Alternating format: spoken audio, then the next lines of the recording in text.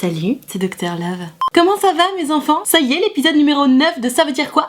#demande à Nad. Je suis toujours très heureuse de vous retrouver pour ce concept que j'aime toujours autant. Au cas où tu serais toujours pas au courant, le concept c'est tu me racontes ton histoire ou ton problème de cœur sur Instagram et moi j'essaie d'y répondre ici en vidéo. Tu ne le sais peut-être pas encore, sinon tu vas le voir, toutes les questions sont numérotées. C'est pas pour rien, c'est pour te permettre de réagir à chaque question. Si jamais t'es pas du tout d'accord avec moi, si t'es d'accord mais que tu veux rajouter une petite nuance, ou au contraire si tu trouves que c'est trop génial ce que je te raconte, on sait jamais, n'hésite pas à le dire dans les commentaires en précisant le numéro de la question, comme ça on saura bien de quoi tu parles. Et ne t'inquiète pas, que tu sois d'accord ou pas avec moi, y a aucun problème avec ça, j'adore débattre des histoires d'amour, c'est ma passion. Tant qu'on reste poli et bienveillant dans les commentaires, bien entendu. Ceci étant dit, je pense qu'on peut commencer. Alors, on démarre dans le vif du sujet avec Anaïs qui me raconte que j'ai l'impression de ne plus l'aimer, il me manque quand il est pas là, mais sinon c'est plus comme avant. Le syndrome du tu me manques quand t'es pas là, mais quand t'es là, tu m'emmerdes et j'ai pas envie que tu sois là. Je suis désolée Anaïs, mais c'est vraiment pas bon signe. D'autant qu'en plus tu me racontes que t'as l'impression de plus l'aimer. Bon, en fait quand tu te retrouves dans cette situation-là, de savoir que ton mec te manque quand il est pas là, mais que quand il est là, t'as pas vraiment l'impression d'être amoureuse de lui, c'est pas anodin, ça veut dire quelque chose. Le truc c'est que dans ta tête, ton mec évidemment il est associé à de l'amour, à de l'affection, à des câlins, à des bisous, bref, à beaucoup de choses qui sont très réconfortantes. Donc quand il est pas là et qu'il te manque, étant donné que dans ta tête il est associé à des bisous, des câlins, de l'affection, t'as le sentiment qu'il te manque. Et c'est là que tu te rends compte que ce sentiment est faux, puisque lorsqu'il est là, t'as un petit peu envie qu'il soit pas là. Tu te dis, oh, en fait, je suis pas trop sûre de l'aimer. Et donc la raison pour laquelle t'as quand même le sentiment qu'il te manque quand il est pas là, c'est parce qu'en fait, c'est pas lui. C'est parce qu'en réalité, c'est pas vraiment lui qui te manque, mais le besoin de bisous, de câlins, bref, le besoin d'affection. Et c'est comme ça que tu t'en rends compte, une fois qu'il est là et que t'as eu tes bisous et tes câlins, bref, que t'as comblé ton manque affectif, bon, t'as un peu envie qu'il se barre. Et effectivement, en principe, lorsqu'on est vraiment amoureux, même lorsque ton manque affectif est comblé, t'as quand même envie que ton amoureux ou ton amoureuse reste là. Donc là, tu me dis, t'as l'impression de plus trop l'aimer, il te manque quand il est pas là. Je pense que si tu restes avec lui, ce serait pour les mauvaises raisons. Ce serait uniquement pour combler ton manque affectif, donc ce serait rester avec lui par confort. Et rester avec quelqu'un par confort, c'est pas très sympa, c'est pas très honnête, surtout si lui, en face, il nourrit de vrais sentiments pour toi. Je te dis pas de le quitter tout de suite, attention, parce que dans tous les couples, il y a des hauts, il y a des bas, il faut faire bien attention avant de se séparer, parce que c'est une décision très lourde. Dans un premier temps, je pense que tu serais bien inspiré d'en discuter avec lui parce que malgré tout c'est important qu'il sache un petit peu ce qui se passe dans ta tête, surtout si ça dure depuis un moment, parce que attention, si ça dure que depuis une semaine c'est pas très grave, peut-être que ça va juste revenir comme avant. Si c'est comme ça depuis 2 mois, il y a déjà moins de chances que ça revienne comme avant et il a le droit de savoir ce qui se passe dans ta tête. Une fois que vous aurez eu cette conversation, tu vas avoir la peur de le perdre, tu vas avoir le sentiment de le perdre et donc finalement tu vas te dire ah non je veux pas me séparer de toi, vas-y je t'aime, en fait je suis très bien avec toi. C'est la peur de la perte. Si après cette conversation que vous êtes toujours ensemble, tu continues de ressentir le non j'ai pas trop envie que tu sois là, c'est qu'il faut vraiment que tu prennes la décision de le quitter. Ce moment-là est pas facile mais bon en même temps t'y es pas encore, donc je croise les doigts pour toi. Malgré le fait que je donne toujours mon maximum dans mes relations, ainsi que tout ce que je peux, je me fais toujours abandonner au final. J'ai l'impression de revivre la même chose à chaque fois, et ça me rend mal, j'ai plus confiance en moi depuis. Que faire? Merci. Alessandro, che peccato. C'est pas facile quand on est quelqu'un de très entier en amour de se faire abandonner. Parce que ce sentiment d'abandon qui nourrit une peur de l'abandon derrière, il ne peut que grandir. Et plus cette peur de l'abandon grandit, plus c'est difficile de commencer une relation parce que t'as tellement peur de souffrir que soit tu t'agrippes complètement à la personne pour que plus jamais elle te laisse tomber, soit tu refuses de t'impliquer dans la relation parce que t'as trop peur de souffrir. Dans tous les cas, t'as du mal à entretenir une relation normale parce que c'est soit tout, soit rien. De toi à moi, cette peur de l'abandon, je la connais bien, je suis pareil que toi. De par mon expérience, je me suis rendu compte que de toute façon, que tu te protèges en donnant rien ou alors que tu donnes tout, ça fera pas fuir plus ou moins vite la personne. La vérité, c'est que il faut que tu montres qui tu es dès le départ d'une relation pour savoir tout de suite si tu corresponds ou non à la personne et si la personne te correspond ou non. Parce que quand tu as cette peur de l'abandon, t'as besoin d'être beaucoup rassuré, t'as besoin de beaucoup d'amour. Et si tu te retrouves avec une personne qui sait pas trop bien faire rassurer, qui aime pas trop rassurer, tu peux pas rester avec cette personne. Donc il faut absolument que tu trouves quelqu'un qui est prêt à te rassurer, qui est prêt à te donner beaucoup d'amour pour que toi tu te sentes bien, pour que tu te sentes protégé et pour que tu sois convaincu que tu seras jamais abandonné. Pour ce faire, pour être sûr de trouver cette personne qui sera capable de le faire, je t'assure et je te parle d'expérience, il faut montrer tout de suite à quel point on a besoin d'amour, à quel point on a besoin d'être rassuré. Parce que évidemment, si tu caches ton côté de j'ai absolument besoin d'amour et d'affection, j'ai absolument besoin d'être rassuré toute la journée, bien sûr que tu peux construire une relation avec n'importe qui. Mais t'inquiète pas, on a tous nos bêtes noires. Toi, c'est la peur de l'abandon et il y en a d'autres qui vont avoir peur d'autre chose. Toi, ton problème, c'est la peur de l'abandon et il faut bien que la personne avec qui tu vas sortir, la personne avec qui tu vas construire quelque chose s'en rende compte rapidement pour que toi, justement, tu ne subisses plus jamais ça. Et pour que la personne avec qui tu vas sortir soit bien au courant, il faut que tu le lui expliques et que tu le lui montres assez rapidement dans la relation. Justement, comme je te disais, pour pas avoir de mauvaises surprises derrière. Et surtout, et c'est là le plus difficile, admettons, tu commences à construire une relation, ça fait 3 semaines et tu sens que la personne, elle est pas prête à te rassurer autant que ce que tu as besoin.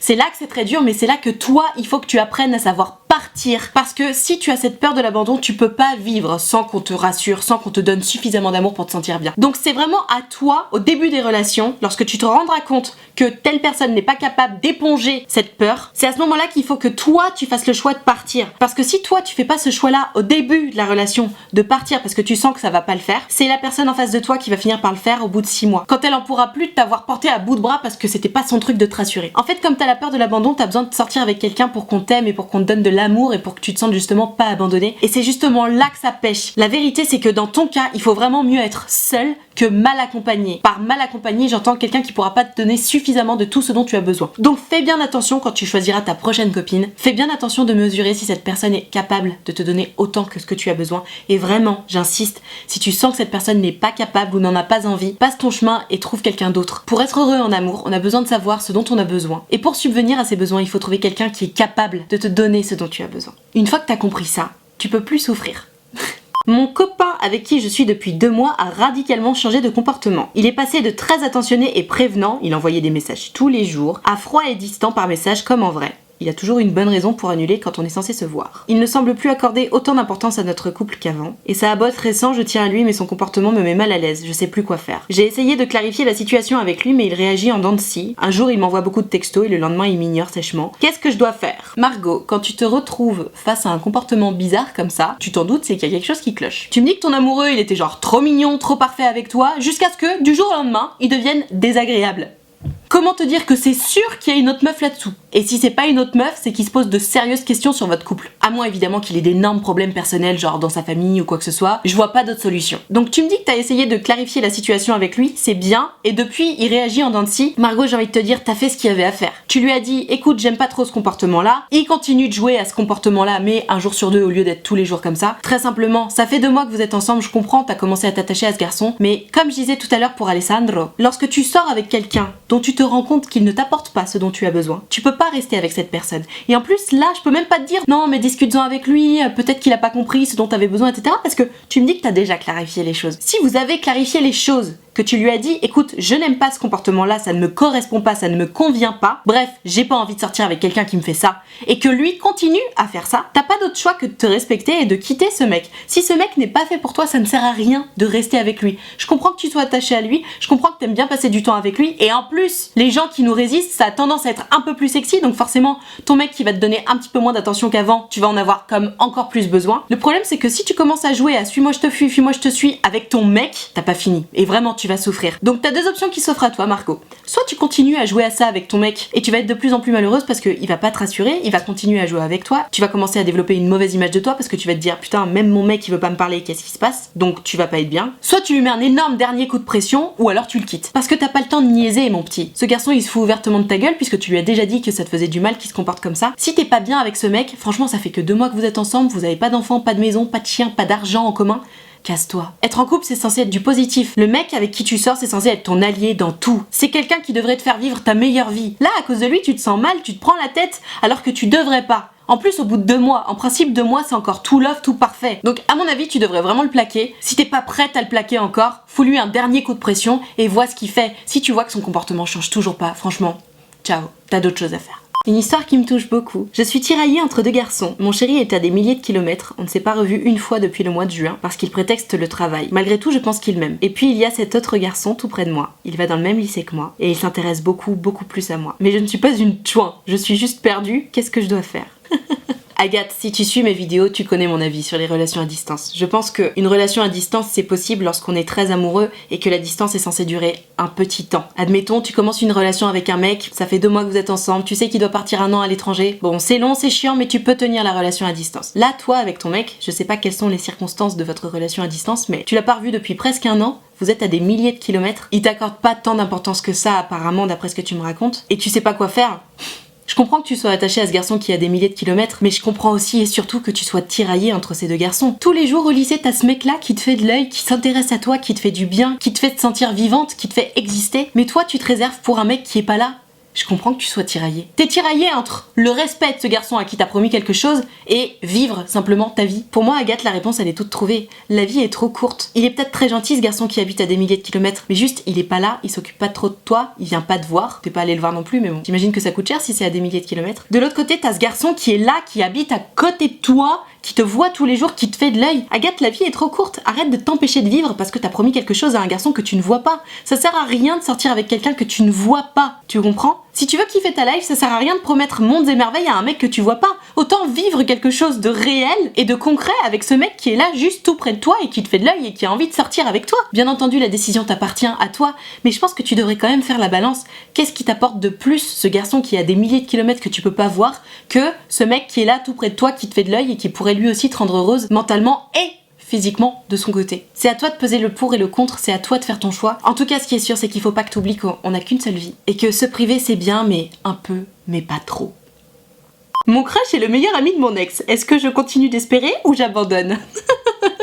Bah t'es dans une belle merde Mélina, j'ai envie de te dire. Alors, bien entendu, ça dépend toujours de la circonstance. Ça dépend de comment tu t'es séparé avec ton ex, combien de temps a duré ta relation avec ton ex, et ça dépend également de la relation que ton ex a avec son meilleur ami. Maintenant, si je puis me permettre, quitte à être en crush sur son meilleur ami, t'aurais mieux fait de te mettre en crush sur son meilleur ami tout de suite, grosse maline. Donc admettons, ça a duré 2 semaines avec ton ex et vous vous êtes quittés genre vraiment en bon terme parce que vous vous êtes juste rendu compte que ça ne fonctionnait pas. Je pense que tu peux continuer d'espérer avec ton crush, y a pas trop de mal à ça. Maintenant, si t'es resté un peu longtemps avec ton ex et que la rupture était compliquée, genre beaucoup de larmes, que lui il a beaucoup souffert, tu peux passer à autre chose. En fait, la réalité c'est que il faut que tu comprennes, ton ex et ton crush sont meilleurs amis, donc ils ont une relation forte et importante. Ce qui veut dire que si ton ex a toujours des sentiments pour toi, ou qu'il est en colère contre toi, ou qu'il t'en veut pour quelque chose, tu sortiras jamais avec son meilleur ami, parce que son meilleur ami par définition, il est là pour le soutenir. De l'autre côté, si tout s'est bien passé avec ton ex, que vous n'êtes pas resté trop longtemps ensemble, qu'il est plus du tout amoureux de toi ou autre, en principe il devrait pas y avoir trop de problèmes pour donner la permission à son meilleur ami de sortir avec toi. Encore faut-il que son meilleur ami veuille sortir avec toi. Donc voilà, à toi d'analyser les réponses que je viens de te donner avec la situation qui est la tienne, puisque j'ai pas trop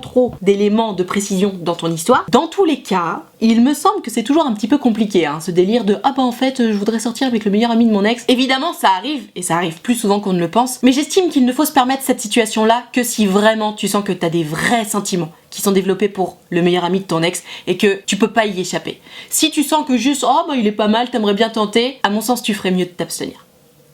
Depuis quelques temps, j'ai remarqué que j'étais amoureux de ma meilleure amie. On partage tout ensemble et elle me connaît par cœur, c'est ma fille parfaite. Mais elle n'est pas du tout intéressée par moi. Elle est sur un de mes potes que je lui ai présenté. Je n'ose rien dire par peur de lui faire du mal. Si elle l'apprend, ça la fera souffrir et ça risque de briser notre amitié. Mais le problème, c'est que je souffre énormément de cette situation et à chaque fois que je les vois s'embrasser, mon cœur explose et je m'en vais. Ma meilleure amie ne le comprend pas et je ne peux pas le lui expliquer. On a une relation vraiment fusionnelle, tout le temps ensemble, on s'appelle, on se parle et on vit tout ensemble. Qu'est-ce que je pourrais faire ? Qu'est-ce que tu pourrais faire, Mathieu ? Déjà, c'est trop mignon ce que tu me racontes. Tu m'expliques que tu restes en retrait pour ta meilleure amie, pour conserver son bien-être. Tu me dis que tu oses pas lui dire que t'es amoureux d'elle parce que t'as peur de la faire souffrir, alors que la situation te fait souffrir toi. C'est très mignon, c'est très touchant, c'est très gentil, mais c'est trop gentil. Tu peux pas continuer de souffrir sous prétexte que c'est ta meilleure amie, que tu es fou amoureux d'elle et que tu veux rester près d'elle. Je dirais même que ta situation est assez malsaine en fait. Parce que c'est pas ta meilleure amie, c'est ta princesse, tu fais tout pour elle, t'es complètement à genoux devant elle, tu vas jusqu'à lui présenter un pote à toi alors que t'es amoureux d'elle pour qu'elle soit heureuse en amour, et ça te fait souffrir, ça te fait du mal, tu peux pas continuer dans cette situation-là. Et tu sais très bien ce que je vais te dire.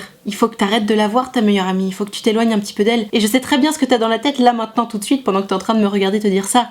T'es en train de te dire que c'est pas possible, que tu peux pas arrêter de vivre près d'elle parce que t'as besoin d'elle pour vivre. Je m'en doute. Mais le problème c'est que tu peux pas continuer dans cette situation-là. Ça te fait trop de mal. T'es fou amoureux d'elle et le fait de la voir tous les jours, ça continue d'entretenir l'amour que tu lui portes. Alors que tu pourrais essayer de trouver une nana qui te plairait, une nana qui te rendrait heureux et qui t'apporterait ce dont tu as besoin, maintenant tu continues d'être au crochet de ta meilleure amie, dont t'es fou amoureux, qui ne le sait même pas, parce que t'oses pas le lui dire, parce que t'as peur qu'elle arrête de te voir. Donc finalement t'as peur qu'elle fasse ce qu'il y a de mieux pour toi. T'as peur qu'elle s'éloigne de toi pour te laisser le temps de toi te recentrer sur toi-même. Mathieu, tu peux pas continuer à vivre comme ça. C'est une certitude. Les gens qui continuent à vivre dans cette situation-là, ils finissent seuls parce que ta meilleure amie, elle finira un jour par se rendre compte que t'es fou amoureux d'elle, elle finira par se rendre compte que c'est une situation malsaine et elle finira de toute façon par s'éloigner de toi pour ton bien. Et peut-être qu'à ce moment-là, il sera trop tard pour toi. Alors que si tu prends toi-même cette décision de t'éloigner un petit peu d'elle pour justement apprendre à vivre par toi-même et trouver quelqu'un qui sera intéressé par toi et qui aura envie de te rendre heureux toi, je t'assure que tu vas t'économiser beaucoup de peine. Pour une fois, il va falloir que tu oses te faire passer avant elle. J'imagine que cette fille est merveilleuse, j'imagine que c'est ta meilleure amie et que t'as besoin d'elle pour vivre, mais je suis convaincue que toi aussi t'es merveilleux et que toi aussi t'as besoin de vivre un petit peu. Donc dans un premier temps, ce que je te conseille de faire, c'est d'avouer à ta meilleure amie ce que tu ressens. ressens pour elle. Parce que tu sais pas, puisque tu lui as jamais dit, peut-être que c'est possible de sortir avec elle, peut-être qu'elle y avait jamais pensé et que si toi tu lui dis, ça va lui faire un déclic. On sait pas. C'est pas évident que ce soit le cas, mais c'est possible. Donc ce serait quand même con de passer à côté de l'histoire d'amour dont tu rêves pour ça. Donc, dans un premier temps, tu lui dis les choses, et si tu vois que, comme tu t'en doutes, la réponse est non, je ne veux pas sortir avec toi, je t'en prie, prends absolument des distances. Mais de façon immédiate. Il faut pas qu'elle le prenne comme une punition parce que ce serait pas cool. Il faut pas que tu lui dises genre, ah bah puisque tu veux pas sortir avec moi, je veux m'éloigner. Non, surtout pas, ce serait pas cool. Si elle t'explique qu'elle ne veut pas sortir avec toi, il faut que toi en retour tu lui expliques que tu peux plus vivre comme ça parce que ça te fait trop de mal, que c'est pas contre elle, que t'as besoin d'un petit peu de temps pour t'éloigner d'elle, et que quand tu seras heureux et amoureux en couple, peut-être que vous pourrez recommencer à être amis. Pas avant. Parce que j'insiste, la situation dans laquelle tu te trouves, il y a des mecs, ils terminent vieux garçons tout seuls parce que justement, ils se sont mis complètement à walper devant leur meilleure amie qui avait même pas calculé qu'ils étaient amoureux d'elle, et au final ça les a dégoûtés de l'amour et ils ont plus jamais voulu se mettre en couple avec qui que ce soit parce que de toute façon il y avait que cette meilleure amie qui comptait. Épargne-toi cette vie-là, fais-toi passer avant et autorise-toi à croire et à savoir qu'il y a une nana, pas si loin que ça, qui est prête à sortir avec toi et à te rendre heureux. Pense à toi un petit peu, c'est important parce que sinon, tu vas être trop malheureux jusqu'à la fin de tes jours. Et ça, je le souhaite vraiment à personne. Tu verras au début, ce sera pas facile. Mais si tu t'éloignes pas un petit peu de ta meilleure amie, tu laisseras jamais suffisamment de place à quelqu'un de nouveau pour arriver dans ta vie et pour prendre la place de ta meilleure amie, c'est-à-dire la place de la femme que tu aimes et que tu as envie de rendre heureuse. Donc courage, ça va pas être facile au début, mais il faut absolument que tu fasses ça pour toi et pour ton bien-être. J'aime bien un garçon depuis à peu près 2 ans. On a été très proches mais il s'est éloigné car il n'assumait pas. Sauf que je n'arrive vraiment pas à l'oublier sachant qu'on s'est embrassé plusieurs fois. Il y a une question que j'aimerais bien te poser du coup. Comment tu peux accorder autant d'importance à quelqu'un qui n'assume pas d'être avec toi? Quelqu'un qui n'assume pas d'être avec toi, c'est quelqu'un qui te respecte pas. Ça veut dire quoi de pas assumer d'être proche de toi? Ça veut dire qu'il a honte de toi? Ça veut dire que t'es pas assez bien pour être montré en public? C'est quoi son problème? Et toi, quel est ton problème? Pourquoi tu lui accordes autant d'importance à ce mec qui te respecte pas? Ok, vous vous êtes embrassés plusieurs fois, j'imagine que c'était bien, mais tu peux pas donner autant d'importance à une personne comme ça. Tu peux pas donner de l'importance à quelqu'un qui ne te respecte pas. Si vous êtes embrassés, c'est qu'il t'apprécie, ok, super, mais s'il t'apprécie, il y a absolument aucune raison qu'il ne l'assume pas devant les autres. T'as le droit d'être traité comme tout un chacun, t'as le droit qu'on te donne de l'importance, notamment quand t'es en couple avec quelqu'un, ou en tout cas qu'il se passe quelque chose avec quelqu'un. Ce mec là qui assume pas d'être avec toi, ce mec qui préfère s'éloigner de toi parce que vous êtes rapprochés et que monsieur veut pas que ça se sache, c'est un mec qui a pas envie d'être avec toi. Et surtout c'est un mec à qui tu donnes beaucoup trop de ta personne et qui ne le mérite pas du tout. Donc respecte-toi, oublie ce garçon et ne lui parle plus jamais. C'est un affront qu'il t'a fait. Tu peux pas lui donner autant d'amour, tu peux pas le respecter à ce point alors que lui fait tout à fait l'inverse. Respecte-toi et oublie définitivement ce garçon. J'ai même pas envie de te dire de le détester parce que ce serait lui donner trop d'importance. Juste tu l'oublies, il n'existe pas, c'est un con. N'importe qui ne te respecte pas ne mérite pas ton respect. Alors je te dis pas d'aller lui manquer de respect, je te dis juste de l'oublier. Tu l'effaces de ta tête, c'est comme s'il avait pas existé. C'est une merde ce mec, d'accord? Et toi tu mérites le respect. Courage. Voilà, je vais m'arrêter là pour vos questions pour ce ça veut dire quoi numéro 9, hashtag demande à Nad. J'ai pas encore monté la vidéo mais j'ai l'impression que la vidéo va être vachement plus courte que les autres. Alors je sais pas si c'est parce que les questions m'ont vraiment passionnée. Merci infiniment d'avoir été aussi nombreux à me poser des questions. J'ai dû scroller pendant à peu près 5 minutes, sans mentir. J'ai vraiment scrollé pendant 5 minutes. Donc merci vraiment d'être aussi nombreux à me poser des questions, à me raconter vos histoires. Je suis vraiment très touchée. Je sais que je peux pas répondre à tout le monde mais j'espère vraiment que selon les questions tu réussis à faire l'analogie avec ton histoire à toi et que ça t'apporte quelques réponses malgré tout. Du coup si cette vidéo t'a apporté quelques réponses, si elle t'a aidé à y voir un peu plus clair et à te sentir mieux, pose-moi le pouce bleu s'il te plaît, fais-le vraiment. C'est important pour moi parce que ça me permet de savoir que t'as aimé mon travail déjà et en plus ça récompense mon travail. C'est à peu près aussi important que de s'abonner à cette chaîne YouTube en fait. Fais-le tout de suite, tu cliques sur s'abonner et à côté tu cliques sur la cloche, comme ça tu louperas aucune de mes vidéos et c'est la base. Comme ça t'auras une notification à chaque fois que je sors une vidéo et de cette façon tu n'en louperas aucune. Si tu veux pouvoir participer aux prochaines vidéos en me posant des questions ou en me racontant ton histoire, c'est sur Instagram que ça se passe. Donc tu n'as qu'à venir me suivre, le lien est dans la barre de description et tu verras dans les stories, je mets toujours le titre de la vidéo et une boîte à questions et c'est dans la boîte à questions qu'il faut me poser des questions. Vous êtes 1 milliard à me dire « Oh mais je peux mettre que 3 lignes dans les questions, comment je fais ?» C'est très simple, tu mets plusieurs fois 3 lignes. Comme ça tu peux me raconter ton histoire 3 lignes par 3 lignes. Je sais que c'est pas très pratique mais j'ai pas encore trouvé d'autres solutions donc pour l'instant on fait comme ça. Merci infiniment d'avoir regardé cette vidéo en entier et en attendant la prochaine vidéo, je te fais des très gros bisous.